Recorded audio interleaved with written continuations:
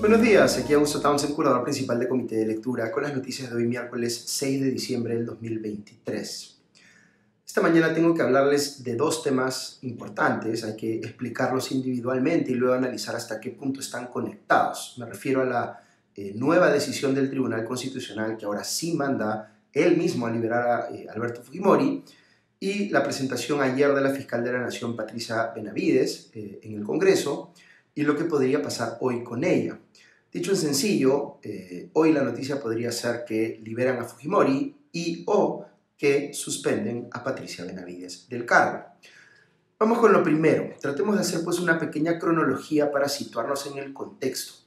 Alberto Fujimori fue indultado cuando Pedro Pablo Kuczynski era presidente, en una Nochebuena, recordarán, del año 2017. Fue un indulto político presentado como un indulto humanitario, pero que no cumplía los requisitos aplicables a este último. El propio Poder Judicial peruano, a través de su más alta autoridad, que es la Corte Suprema, y tras una invocación de la Corte Interamericana de Derechos Humanos, determinó que en efecto no cumplía el indulto de los requisitos y en el 2019 Fujimori regresó a prisión. 3 años después, en el 2022, el Tribunal Constitucional peruano emitió una sentencia en un caso de habeas corpus presentado en favor de Fujimori, anulando así, o mejor dicho, revirtiendo la anulación del indulto, disponiendo, por tanto, que Fujimori volviera a ser liberado. Para el TC de ese entonces, cuya composición era distinta al TC actual, debía reconocerse el indulto como una prerrogativa discrecional del presidente, que no podía ser limitada por las Cortes. En ese TC estaba Ernesto Blume, por ejemplo, quien aquella vez votó a favor de restituir el indulto y hoy sigue defendiendo esa posición cuando es entrevistado en los medios. También votaron en el mismo sentido los entonces magistrados Augusto Ferrero y José Luis Sardón. Esto fue en marzo del 2022, pero en abril de ese año, es decir, inmediatamente después, la Corte Interamericana de Derechos Humanos emitió una sentencia diciendo que ese fallo que acabo de mencionar del TC incumplía lo que la propia Corte Interamericana había dispuesto en la ejecución de la sentencia del caso Barrios Altos y La Cantuta, que es aquel en el cual se dispuso la pena de cárcel más alta que se le ha aplicado a Fujimori, al considerársele pues autor mediato de esas matanzas.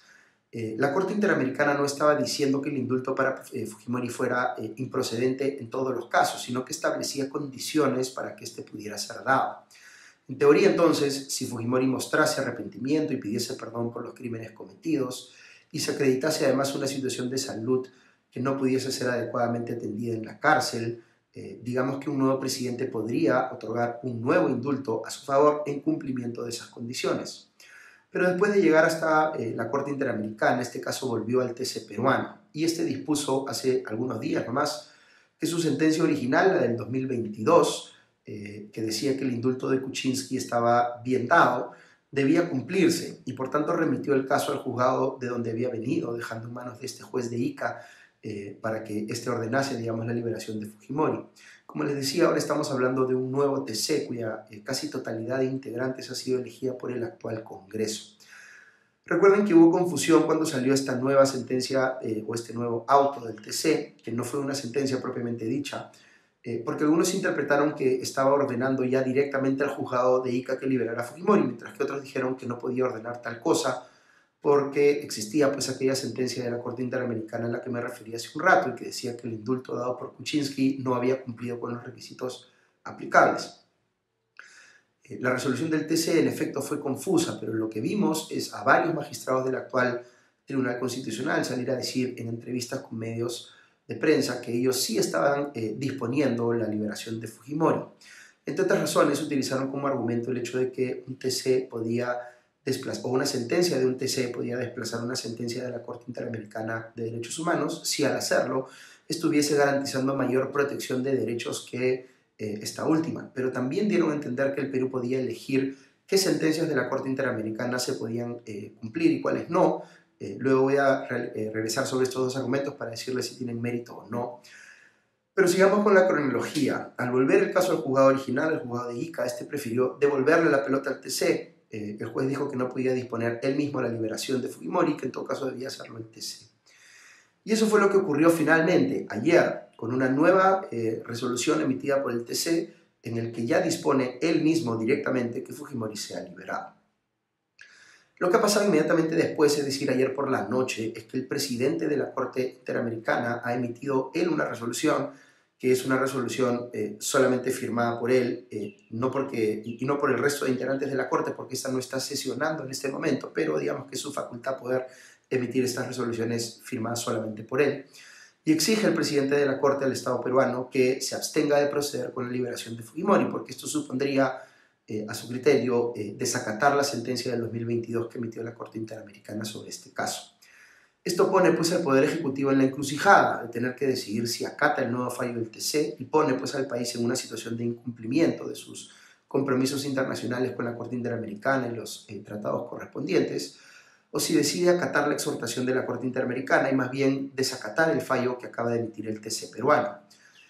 Varias personas han estado compartiendo en las redes las opiniones que difundió públicamente en su momento el actual primer ministro Alberto Otárola sobre este tema cuando salió el fallo del TC del 2022. Él decía, abro comillas, quiebra memoria histórica y estándares internacionales sobre indulto humanitario, pero, salvo medida cautelar urgente de la CIDH, es vinculante y se tiene que ejecutar. Eso diferencia a la democracia de la dictadura, cierro comillas. Es decir, Otárola, digamos, estaba interpretando esto de tal manera como, digamos, él consideraba que el criterio que había llegado, digamos, a dar el indulto a Alberto Fujimori era equivocado, pero que había que cumplir lo que estaba disponiendo el TC peruano, salvo que se pronunciara la Corte Interamericana de Derechos Humanos. Es decir, estaba abriendo la posibilidad de que eso ocurriera, en cuyo caso daba a entender que ese pronunciamiento era más importante o superior jerárquicamente al del TC peruano. ¿Qué hará ahora Otárola? ¿Esperará que llegue una cautelar de la Corte Interamericana en ese sentido o asumirá que el fallo de la Corte del 2022 es suficiente para inaplicar lo que acaba de disponer el TC? ¿O acaso más bien lo acatará sin chistar? Creo que de momento vamos hacia este tercer escenario. Es muy difícil que el gobierno se niegue a liberar a Fujimori. Podría haber, digamos, alguna demora por cuestiones procedimentales, pero políticamente es difícil imaginar que el gobierno, en su actual situación de debilidad, en la que depende casi exclusivamente del Congreso para sobrevivir, quiera pues pelearse con el fujimorismo sobre este tema. Lo que sí no sabría decir es cuán rápido podría moverse la Corte Interamericana para emitir una resolución que ya formalmente disponga revertir lo que acaba de ordenar el TC. La vez pasada, en el 2022, lo hizo al mes siguiente. Ahora quiero entrar un poco más en detalle sobre los argumentos que se están utilizando para sustentar la decisión del TC de ordenar la liberación de Fujimori. El argumento de que un Estado puede elegir qué sentencias del sistema interamericano de derechos humanos cumplir y cuáles no es un argumento insostenible. Si uno está en el sistema interamericano es porque en ejercicio de su soberanía ha decidido someterse a esas sentencias. Puede haber, y de hecho hay, quienes creen que el Perú debe salir del sistema interamericano, pero mientras no se haya hecho efectiva esa salida, estamos obligados a cumplir las sentencias. Luego está el argumento de que un fallo del TC puede desplazar a uno de la Corte Interamericana si es que otorga mayor protección que el segundo. Digamos que hay un artículo que permite hacer tal cosa, artículo en un tratado internacional, pero no hay sustento para hacerlo, porque lo que se está diciendo aquí es que el fallo del TC le otorga mayor protección a Fujimori, lo que es cierto, pero en detrimento de las víctimas y su derecho al acceso a la justicia, de modo que no se puede decir, a mi criterio, que el TC esté otorgando en el agregado mayor protección que la Corte Interamericana. Luego está la discusión sobre cuán discrecional debe entenderse que es la prerrogativa de otorgar indultos en el Perú. Aquí lo que hay que considerar es que nuestra propia Constitución dice que en lo relativo a derechos humanos, los tratados internacionales en esta materia sirven para interpretar la Constitución y forman parte de lo que se conoce como un bloque constitucional. Es decir, un tribunal peruano, y eso incluye al TC, no puede hacer interpretaciones en temas de derechos humanos que vayan en contra de lo dispuesto en tratados internacionales sobre derechos humanos que el Perú haya suscrito. Y aquí lo que hay es jurisprudencia internacional que, en desarrollo del derecho de las víctimas a recibir acceso a la justicia, impone pues limitaciones a la prerrogativa del indulto que puede tener un presidente en un determinado país. Esto es complejo, pero para ponerlo en sencillo, digamos que nuestra Constitución es escueta cuando regula el indulto, pero a nivel del sistema interamericano de derechos humanos es mucho más claro lo que se puede o no se puede hacer en materia de indulto.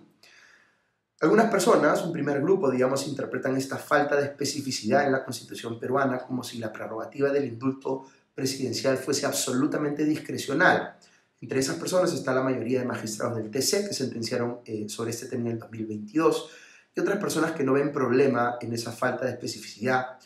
O mejor dicho, hay un segundo de personas que no ven problema en esa falta de especificidad porque creen que precisamente son los tratados y la jurisprudencia internacional la que permite aclarar esos vacíos. Entre los primeros hay quienes creen que estos tratados o jurisprudencia van en contra de lo establecido por nuestra Constitución y que por tanto el Perú debe rechazar o inaplicar esos tratados o esa jurisprudencia internacional, mientras que los segundos creen que no van en contra de la Constitución, sino que la Constitución misma dice que esta se debe interpretar a la luz de esos tratados y de esa jurisprudencia. No voy a decirles aquí que esta es una discusión legal blanco o negro, pero yo estoy mucho más cerca de la segunda posición. El Perú sí está sometido hoy al sistema interamericano de derechos humanos, porque nosotros mismos hemos querido que así sea. Luego, las sentencias que emite la Corte Interamericana son obligatorias para nosotros, mientras sigamos estando ahí. Y además, nuestra Constitución se debe interpretar siempre a la luz de los tratados internacionales en materia de derechos humanos. Todo eso para mí es bastante claro. A ello yo agregaría a título personal, como les he comentado varias veces en podcasts anteriores, que el indulto, entendido como una prerrogativa absolutamente discrecional, está, a mi juicio, reñido con el concepto moderno de una democracia liberal, en la que ningún poder, ni siquiera este poder o esta facultad presidencial, debería estar considerada como absolutamente discrecional. Pero eso ciertamente es debatible. Ahora, sería extraordinario escuchar pues, a grandes juristas debatiendo estos puntos con argumentos legales a favor y en contra, pero esto, y aquí paso a un análisis más político, no es lo que estamos viendo. De un tiempo a esta parte tengo la impresión de que muchos abogados constitucionalistas, varios de los cuales yo admiré en mi juventud, debo decir, han caído presas o se están entregando ya por completo a la polarización política que divide al país. Los veo y los escucho argumentar y no encuentro necesariamente honestidad intelectual en sus opiniones, sino simplemente el deseo de favorecer al lado de la disputa política al cual ellos se sienten más alineados. Y luego tenemos a los actuales miembros del Tribunal Constitucional elegidos por este Congreso, en un proceso que no parece haber sido lo suficientemente meritocrático a mi criterio y que despierta sospechas respecto de si están actuando o no con independencia o si responden también a consignas políticas de los congresistas o las bancadas que los han puesto ahí. Porque escuchar pues, al actual presidente del TC, Francisco Morales, opinando en medios como si fuera un congresista más, haciendo, entre comillas, interpretaciones auténticas de los fallos del TC, o a otra magistrada como Luz Pacheco diciendo que el Perú puede escoger qué sentencias de la Corte Interamericana cumple y cuáles no, es pues realmente sorprendente. También vamos conociendo cosas como que esta nueva resolución del TC, la que se dio a conocer ayer, no fue ni siquiera revisada en un pleno con todos los magistrados del TC, según ha declarado el magistrado Manuel Monteagudo, sino que la aprobaron solo entre aquellos que iban a votar en el mismo sentido. Esto es altamente irregular, sobre todo cuando lo que estaba en juego era desconocer pues, una sentencia interamericana de la Corte Interamericana de Derechos Humanos. Es como si el TC se estuviese comportando aquí como un congreso donde la mayoría hace lo que le da la gana sin siquiera involucrar en el debate a la minoría. He visto que la congresista Ruth Luque de Cambio Democrático ha anunciado que va a presentar una denuncia constitucional contra los magistrados Francisco Morales, Luz Pacheco y Gustavo Gutiérrez Tixe, que son los que han votado a favor de la liberación de Fujimori, porque ella considera que han procedido de manera ilegal. Ahora, dejando de lado estas consideraciones legales, ¿cómo percibe el ciudadano que no es abogado, digamos, el indulto a Fujimori? Hay naturalmente personas que creen por convicciones políticas que Fujimori no debió pasar un solo día en la cárcel. Y luego hay otras que piensan que lo justo es que Fujimori que se quede en la cárcel hasta su último día de vida. Estos son los dos extremos, digamos, pero hay muchas personas que, sin ser expertos, pueden tener distintas perspectivas intermedias sobre lo que ha pasado con Fujimori y la dimensión de las penas que le han aplicado en función de lo que esas personas creen que se le pudo probar o no en sus casos penales. Aquí hay que recordar que Fujimori tiene penas por peculado y falsedad ideológica de 7 años y medio, pagos ilegales a congresistas, 6 años, usurpación de funciones, 6 años, tuvo una sentencia por compra de periodistas que finalmente fue revertida, y luego está la sentencia del caso Barrios Altos y La Cantuta, donde le dieron 25 años por autoría mediata de homicidio calificado y secuestro agravado. También está el caso Pativilca, que es otra matanza del Grupo Colina, donde se le atribuye autoría mediata a Fujimori, y está el caso de las esterilizaciones forzadas, pero estos dos últimos están todavía pendientes de resolución final. Recordemos también que no se puede enjuiciar a Fujimori por cualquier cosa, sino solo por lo que fue admitido en el cuaderno de extradición que permitió traerlo desde Chile. ¿Qué ve uno cuando se encuentra con estas sentencias? Pues lo más saltante desde mi perspectiva personal es que Fujimori no haya sido sentenciado por romper el orden democrático. Podría uno decir en parte que en parte sí por las sentencias que tienen que ver con compra de congresistas o compra de medios, pero no tuvo una sentencia por cometer golpe de Estado, que si se ponen a pensar es justamente lo que se pide hoy para Pedro Castillo, por ejemplo. Luego hay varios delitos en los que Fujimori incluso reconoció culpabilidad, pero cuyas sentencias tuvieron penas más bien bajas y ya se cumplieron.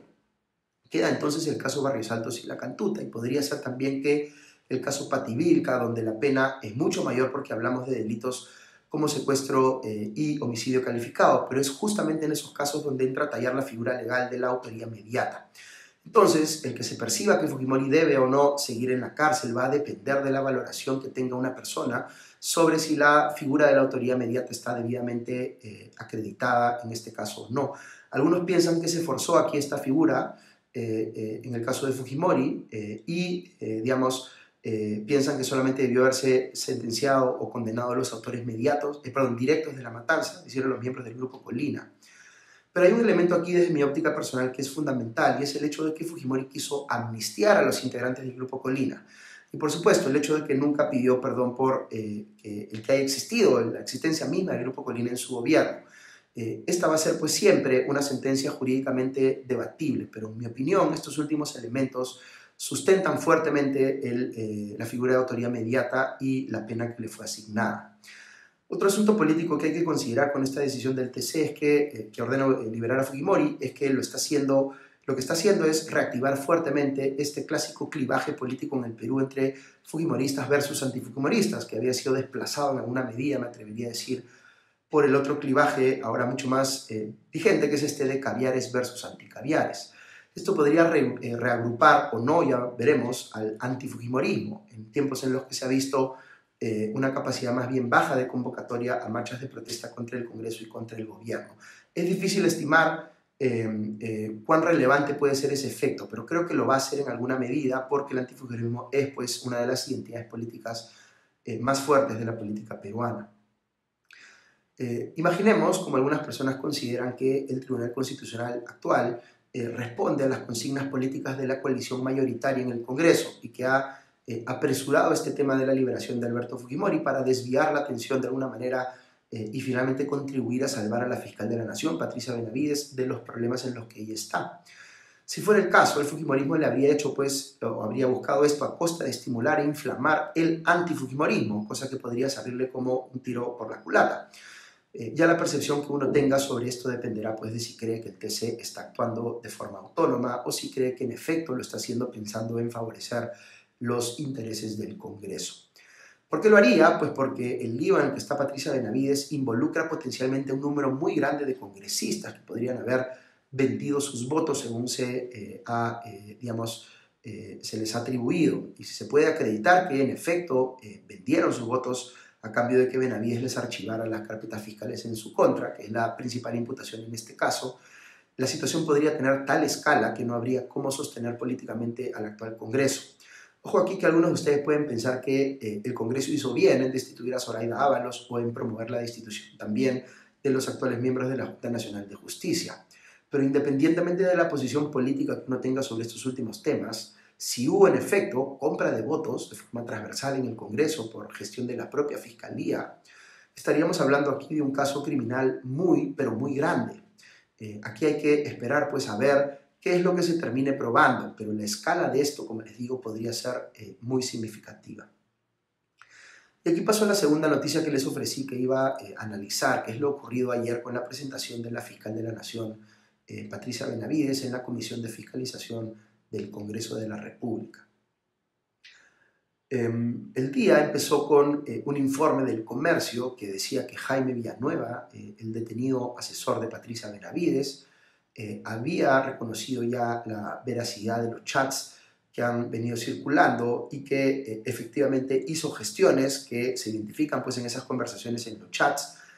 por orden de la fiscal de la Nación. Esto es lo que él dice. Es decir, parecería comprobarse que Villanueva, para asegurarse él mejores condiciones ante la justicia, habría decidido, entre comillas, echar a Patricia Benavides. Todo esto lo habría admitido en un interrogatorio que se le hizo el domingo pasado, dando a entender pues, que en efecto Benavides le había pedido conseguir votos a favor de objetivos que ella se había trazado, como la destitución de Zoraida Ábalos, la destitución de miembros de la Junta Nacional de Justicia y la elección de Josué Gutiérrez como defensor del pueblo.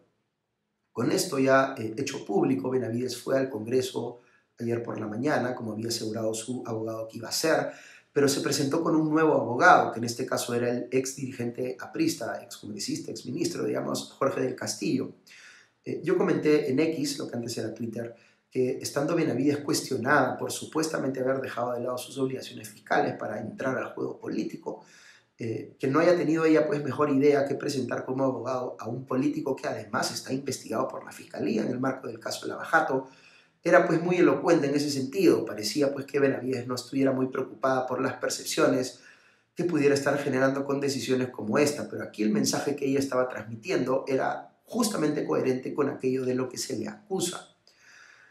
No sé si ustedes pudieron hacerlo, pero escuché ayer la sesión en la que estuvo Benavides, que distinto a lo que suele ocurrir, se realizó en un salón más pequeño que, digamos, aquel donde suele sesionar la Comisión de Fiscalización, y esto fue tomado como una